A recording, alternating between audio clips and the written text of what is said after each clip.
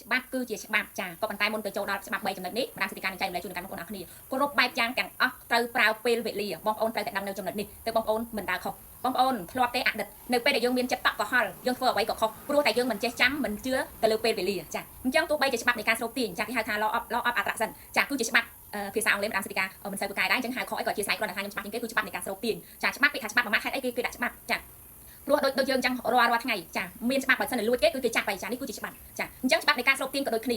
ច្បាប់គឺជាច្បាប់តែវាមានពេលវេលារបស់វាគ្រប់យ៉ាងទាំងអស់បងប្អូនសង្កេតមើលតាមលើវិធីមួយនេះបើសិនជាមិនដល់ពេលវេលាយើងអត់ទទួលបានទេព្រោះតែយើងកើតមកនេះចាគឺចក្រវាលបានរៀបចំឲ្យយើងរួចរាល់ហើយ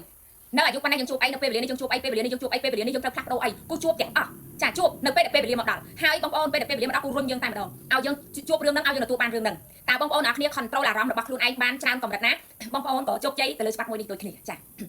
ចំណុចទី1បងប្អូនត្រូវតែធ្វើការសុំចាព្រោះចក្រវាលគឺជាព្រះបិតារបស់យើងគឺជាប៉ារបស់យើងអញ្ចឹងយើងសុំទៅកាន់ទ្រង់នៅបំណងប្រាថ្នារបស់យើងត្រូវតែចេញពីបេះដូងហើយចង់បានយ៉ាងពិតប្រាកដចាចង់បានយ៉ាងពិតប្រាកដមានន័យថាគូជាបំណងប្រាថ្នាដែលខ្លួនឯងត្រូវការបំផុតចាពីចក្រវាលបងប្អូនសង្កេតមើលអត់នៅពេលដែលយើងនៅតូចយើងចង់បានអីយកដែលថាឲ្យយើងប៉ាម៉ែយើងមានឬក៏មានយើងតែយំហើយស្រែកត្រូវតែទារបស់នោះឲ្យបានអញ្ចឹងក្មេងគឺជាចរិតក្មេងបងប្អូនអ្នកគ្នាពេលដែលឃើញឡានឃើញកំភ្លើងអីគឺយំទាឪពុកម្ដាយដើម្បីចង់បានហើយឃើញកៅអៅស្អាតគឺយំទាដើម្បីចង់បានខោអាវមួយនោះដឹងតែយំចង់បាននេះមានមិនឲ្យបានមកពីណាអត់ដឹងនេះដឹងតែចង់បានចាអញ្ចឹងយើងត្រូវតែធ្វើការសុំទៅកាន់ព្រះវរបិតារបស់យើងនៅបំណងប្រាថ្នារបស់យើងសិនណាបងប្អូនអ្នកគ្នាចំណុចទី2បងប្អូនត្រូវមានជំនឿលើទ្រង់100%ចា100%មានជំនឿលើទ្រង់100%ចាគឺខ្វះតែបន្តិចគាត់បានដែរត្រូវមានជំនឿមិនថាជួបរឿងអីគឺមានជំនឿច្បាប់នៅពេលវេលាមកដល់ប៉ាកំពុងតែចាត់ចែងឲ្យកូនហើយអរគុណប៉ាអញ្ចឹងយើងត្រូវតែមានជំនឿលើទ្រង់មិនថាជួបអីគឺត្រូវមានជំនឿចាអញ្ចឹងបានសិទ្ធិការតែងចែងលេខនៅពេលដែលជួបតែជួបអីគឺដឹងតែជឿដឹងតែបានអត់ខ្វល់ចាជួបអីក៏ខ្វល់ដែរដឹងតែបានព្រោះជីវិតគឺតែងតែជួបអីមិនអត់ទេចាអញ្ចឹងណាបងប្អូនអ្នកគ្នាចំណុចទី3បងប្អូនត្រូវប្រើសកម្មភាពខ្លួនឯងនឹងឲ្យចំនឹងគោលដៅដែលយើងប្រាថ្នាចង់ខ្លាចជាអ្វីដោយតាមសិទ្ធិការគឺស្រឡាញ់នឹងការចែករំលែកចាគឺខ្ញុំស្រឡាញ់ចាពីច្បាប់មួយនេះអញ្ចឹងខ្ញុំធ្វើការចែករំលែកបងប្អូនណាមានបុណ្យកុសលដែលមកដល់បងប្អូនទទួលយកអ្វីដែលខ្ញុំចែកទៅហើយការចែករំលែករបស់ខ្ញុំពីច្បាប់មួយនេះគឺខ្ញុំដើរបដាខ្ញុំចែកបដាចាគឺខ្ញុំឲ្យទៅគឺខ្ញុំបានត្រឡប់មកវិញនេះជាការឲ្យរបស់ខ្ញុំហើយខ្ញុំឲ្យដោយមានន័យថាគឺដោយ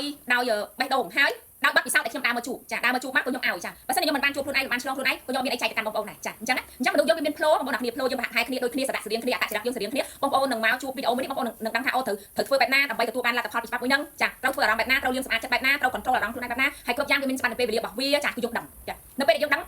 ចិត្តរបស់យើងអត់តក់កុហលទេព្រោះការតក់កុហលនេះហើយតែធ្វើឲ្យយើងចេះតែធ្វើអីក៏ខុសព្រោះយើងអត់ដឹងពីច្បាប់នៃធម៌ជាតិបើសិនជាយើងដឹងខ្ញុំជឿបងប្អូនក៏មិនចង់ខុសខ្ញុំក៏មិនចង់ខុសដែរយើងតែងតែចង់ធ្វើអ្វីមួយត្រូវព្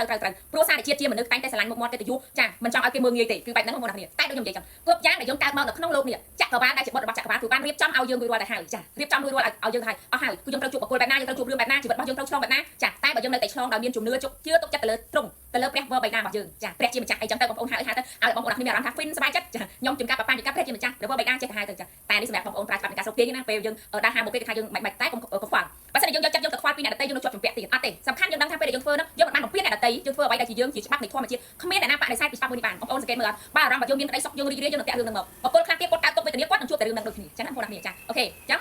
คลิปវីដេអូមួយនេះមានប៉ុណ្ណឹងដើម្បីចែករំលែកជូនដល់បងប្អូនអ្នកគ្នាច្បាប់គឺជាច្បាប់ចាគ្រប់យ៉ាងត្រូវតែដើរទៅស្របទៅតាមពេលវេលារបស់គេចាអូខេដោយក្តីស្រឡាញ់និងបំណងល្អពីម្ដងសិទ្ធិការជម្រាបលាបាយបាយ I love you